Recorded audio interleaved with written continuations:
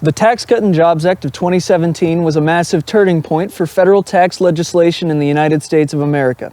It decreased taxes across the board for individuals and corporations alike.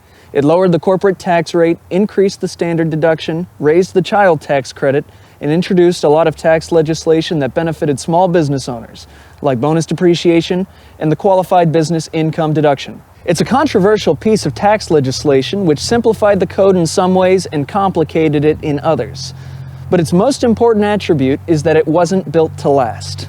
I'm Ezri Bennett, and this is Bennett CPA.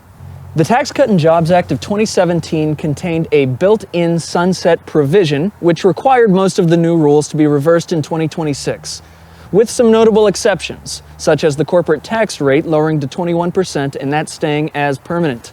Donald Trump ran on making the tax cut permanent. Kamala Harris ran on keeping taxes low for the majority of Americans while summing up the difference with long-term capital gains and corporate taxes. But the reality is that not everything in the Tax Cut and Jobs Act can realistically be renewed.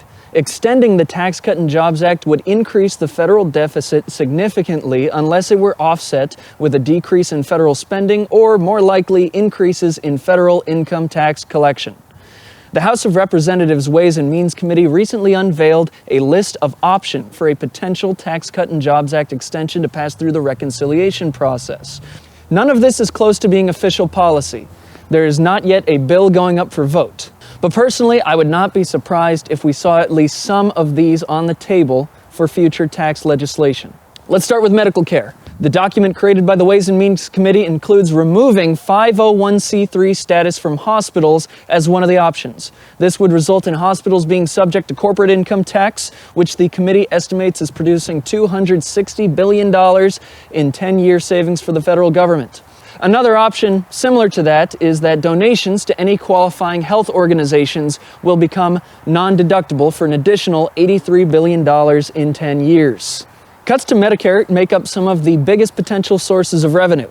For $229 billion in 10-year savings, we have a policy option to reduce payments made to financially support hospitals who serve low-income patients called uncompensated care payments. For $75 billion in 10-year savings, there's an option to reduce spending in graduate medical education programs. At $110 billion in 10-year savings, we have the option to replace health savings accounts, or HSAs, with universal savings accounts, or USAs. This is an interesting one that requires a little bit of context. With a health savings account, taxpayers who pay for a high-deductible health insurance plan can make tax-deductible contributions to an HSA account. Any funds used from this account to pay for or reimburse them for health expenses are not taxed as income.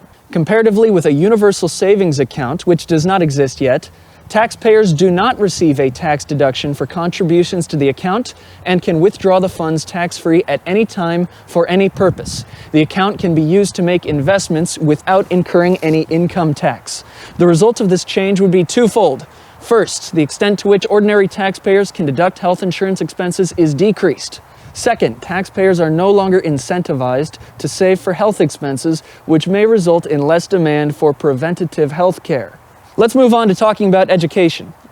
The American Opportunity and Lifetime Learning Tax Credits are both on the chopping block for a combined $85 billion in 10-year tax savings for the federal government. These tax credits are meant to reimburse taxpayers for amounts spent on pursuing higher education. The American Opportunity Tax Credit in particular covers up to $2,500 of tuition, books, supplies, and more, and will reimburse the student's parents if they are a dependent. Scholarships are tax exempt to the extent funds are used to pay for qualifying tuition, fees, books, supplies, and so on. For $54 billion in 10-year savings, the Ways and Means Committee includes taxing the full amount of all scholarships and fellowships as one of their options. These two combined will likely serve to push students away from higher education by making it less affordable.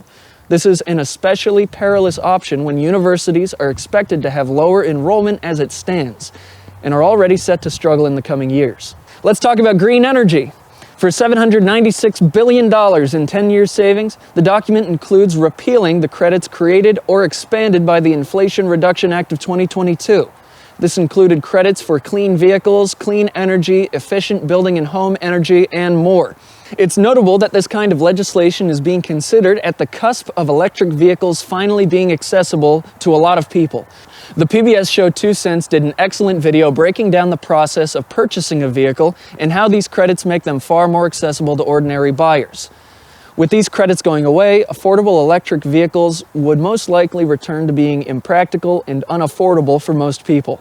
Those are kind of the big ticket items. The last few I want to go through are just notable items that the document includes. For example, state and local taxes. The Tax Cut and Jobs Act placed a limit on the amount of state and local taxes that can be deducted on a personal tax return to a maximum of $10,000. This did not apply to businesses. For an estimated savings of $1 trillion over 10 years, repealing the state and local tax deductions altogether for both individuals and businesses is on the table. The document includes a lot of different variations, such as eliminating only the sales tax for individuals, or just state and local taxes for businesses, or even doubling the cap for married couples to increase the amount that you can deduct in certain circumstances. In short, this document doesn't seem to have a bias in any direction on how it should be done, but has removing the deduction altogether as an option and one of the biggest savers available for the federal government. Similarly high is repealing the deduction for mortgage interest on primary residences for $1 trillion in savings over 10 years. This is a popular and well-known deduction that is considered to be fairly controversial for providing a tax benefit to home ownership, whereas renting does not get you a tax benefit. The head of household filing status is intended to reduce the tax burden for unmarried taxpayers who support a qualifying child or dependent. The Ways and Means Committee included the removal of head of household filing status from the tax code altogether for an estimated $192 billion in tax savings over 10 years. None of this is official policy. No bill has been proposed, no movement has yet occurred. But all of these items are up for consideration in order to keep taxes lower. If anything discussed here has piqued your interest, then my recommendation is to contact your representatives and tell them what kind of tax legislation you think they should support or oppose. If you're not sure how to proceed on that front, I recommend checking out this video by Dan Olson. I'll repeat his advice here.